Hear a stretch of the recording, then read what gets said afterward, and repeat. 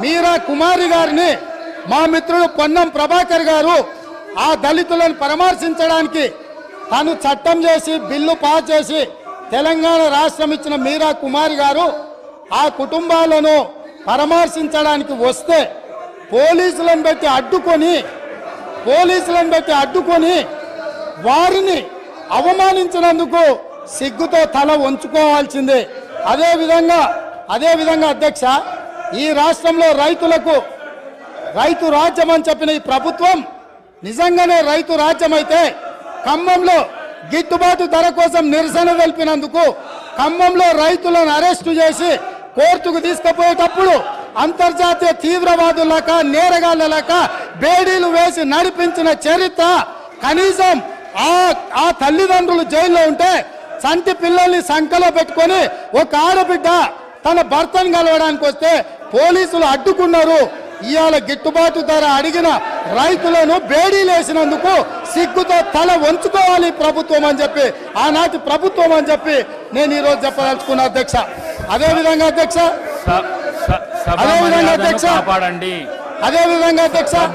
Telangana public service commission leader house మీకు అవకాశం ఇస్తా మాట్లాడుదురు. మీరు బెల్లకు రాకండి. మీకు అవకాశం ఇస్తాం మాట్లాడుదురు. సభా గౌరవాన్ని కాపాడండి.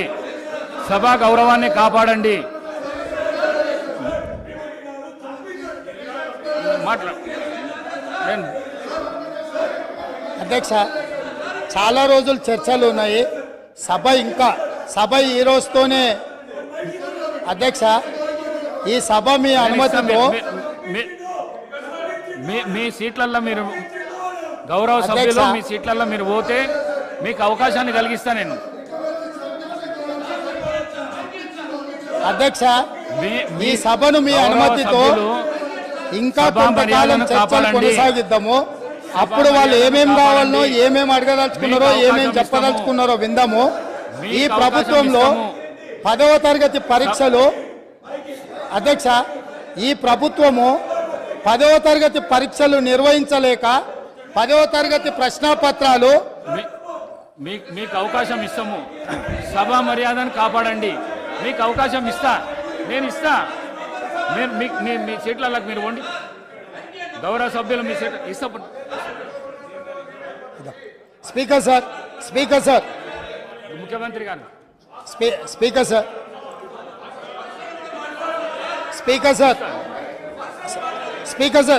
సార్ మీరు అనుమతిస్తే వాళ్ళకు మైక్ ఇస్తే నాకేం అభ్యంతరం లేదు. మీరు అనుమతించి ప్రజాస్వామ్యంలో వాళ్ళు ఏం చెప్పదలుచుకున్నో చెప్పుకునే అవకాశం ఒకవేళ మీరు ఇవ్వదలుచుకుంటే నాకేం అభ్యంతరం లేదు అధ్యక్ష.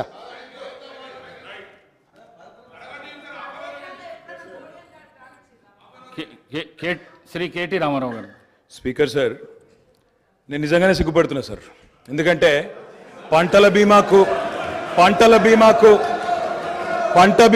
రైతు బీమాకు తేడా తెలియని వ్యక్తి ముఖ్యమంత్రిగా ఉన్నందుకు నేను నిజంగానే సిగ్గుపడుతున్నాను సార్.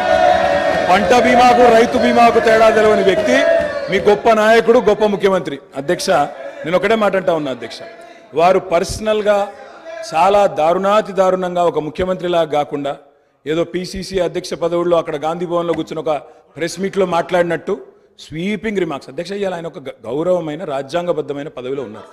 అధ్యక్ష, నేనేమంటా ఉన్నా అధ్యక్ష, చెప్పాలి, గుర్తు చేయాలి. ఆయన గుర్తులేదు. నేనేమంటున్నా అధ్యక్ష,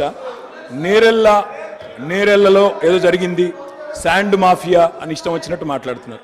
నేను ఒకటే అడుగుతున్నా అధ్యక్ష, 2004 నుంచి 14 వరకు శాండ్ మీద ఈ రాష్ట్రంలో, ఆంధ్రప్రదేశ్ రాష్ట్రంలో, తెలంగాణ ప్రాంతంలో వచ్చిన ఆదాయం మొత్తం రాష్ట్రానికి సమకూరిన ఆదాయం 39.5 కోట్లు అధ్యక్ష. అంటే సంవత్సరానికి 4 కోట్ల ఆదాయం కూడా రాలే. అదే 2014 నుంచి 2023 వరకు అధ్యక్ష, ఈ రాష్ట్రానికి శాండ్ మీద వచ్చిన ఆదాయం 5,000 కోట్ల పైచిలకు అధ్యక్ష. 4 కోట్లు కూడా ఆదాయం లేని నాడు శాండ్ మాఫియా ఎవరు సార్? కాంగ్రెస్ పార్టీదా? కాంగ్రెస్ పార్టీల జేబులు, నాయకుల జేబులు నిండినాయా?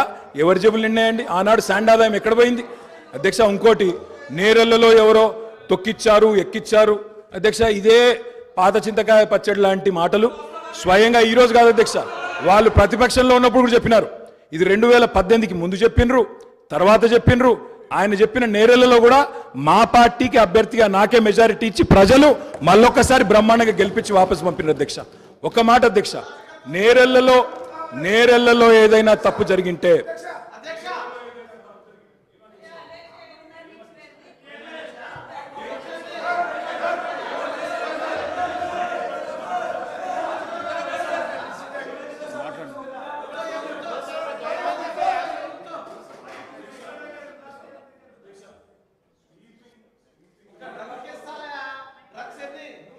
స్వీపింగ్ రిమార్క్స్ నోటికి ఎంత వస్తే అంత మాట్లాడడం,